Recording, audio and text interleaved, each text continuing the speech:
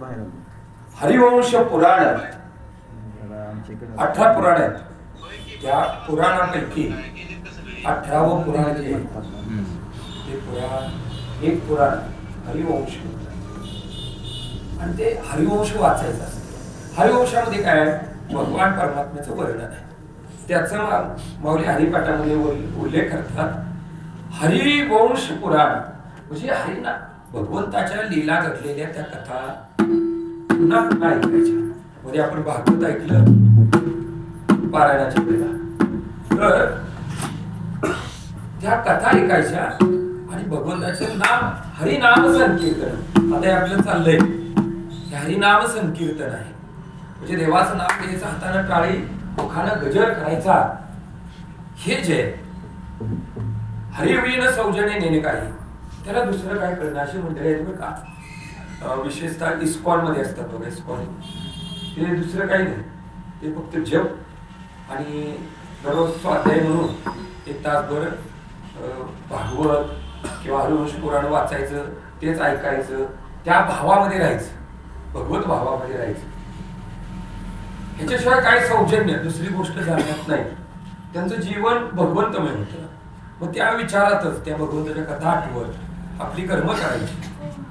आपली नोकरी असेल, व्यवसाय असेल, शेती असेल, स्वयंपाक मंडळी महिला मंडळी करत असतात, घरची कामं, त्या भगवंताच्या लीला ऐकत भगवंताचं नामसंकीर्तन करत करायचं. म्हणजे हा भगवत भाव कायम राहावा.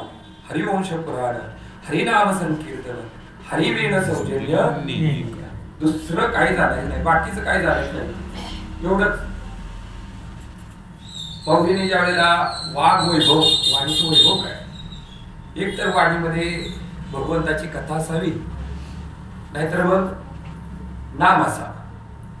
आणि हे नाम घेत घेत भगवंताची कथा ऐकावी, नाहीतर मग मौन गप्प बसायचं. विनाकारण बडबड बडबड करायची नाही. मध्ये आपण भागवत ऐकलं त्याच्यात एक कथा आली. या महाराजांचं मौन होतं, म्हणजे नामस्मरण किंवा काय एवढंच. ते बोल बोल बोल म्हणून माझं काय सांगायसाठी बोल म्हणून तेव्हा ते म्हणजे मी बोललो की मला प्रारब्ध नवीन तयार झालं. म्हणजे काहीतरी कर्म करून ठेवतो आपण.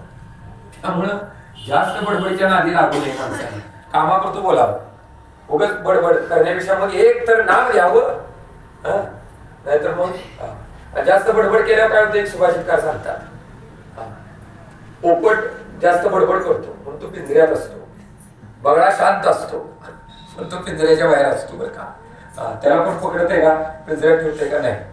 म्हणून मौनम सर्वात साधन, मौन हे सगळ्यात चांगलं.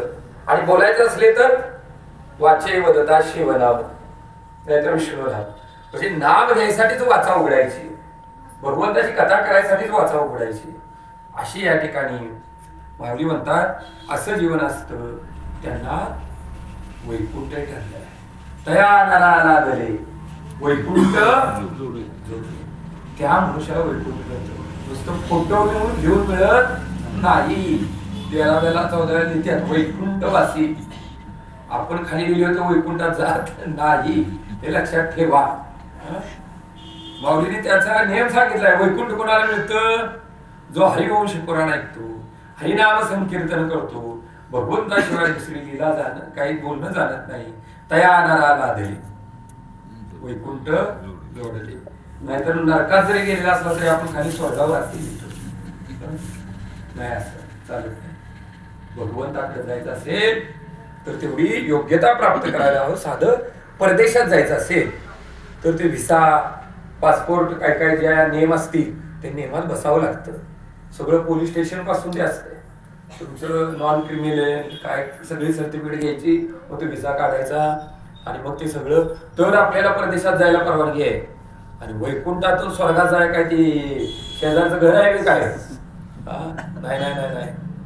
तिथं जायचं असेल तेवढी शुद्धीकरण, तेवढ्या नियमात तुम्ही बसाल तरच तुम्ही स्वर्ग वैकुंठ प्राप्त करू शकाल. आणि तेच माऊली ते सांगतात, तया नराला दिले वैकुंठ जोडले सकळे घडले. मग त्यानं कुठं जायचं काम नाही, कुठली तीर्थ करायचं काम नाही, इकडे जाऊ तिकडे जाऊ काय नाही. जो एवढं करतो का नाही, जो भगवंताचं नाम संकीर्तन होतो, भगवंताच्या कथा ऐकतो, तिथंच तीर्थ आहे. आता हे चाललंय की नाही, हे तीर्थ आहे, हे तीर्थ आहे बरं का. आणि ह्या तीर्थामध्ये स्नान करायचं आहे, हे तीर्थ आहे. आपोआप तयार झाले. नाम संकीर्तन हे तीर्थ आहे. म्हणून त्या नराला दिले वैकुंठ जोडले, सगळे घडले, सगळे तीर्थ केल्यासारखं आहे. नामस्मरण केले सगळ्यात श्रेष्ठ आहे. आणि म्हणून मनोमार्गी केला, मनाच्या मागे जाऊ नका. जे माऊलींनी सांगितलं ते ऐकूया. मनी म्हणते इकडे जा तिकडे जा, काय नाही. जे संतांनी सांगितलंय त्या मार्गाने जायचं बरं का.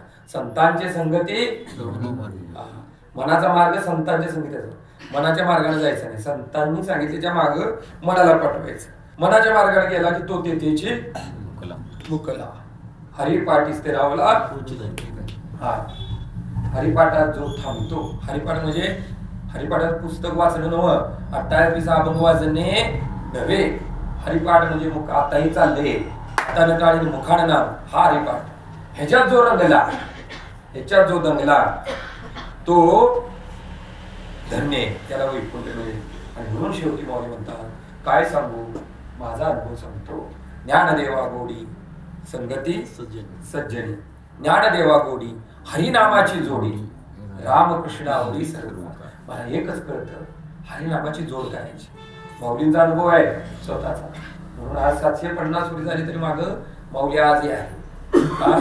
तर माऊली म्हणले मला बाकी काय कळत नाही, ज्ञानदेवा गोडी, मला एकच गोडी लागली, हरिनामाची जोडी. हरिनाम घ्यावं, नामची घ्यावे, नामची द्यावे, हीच मला गोडी लागलेली आहे.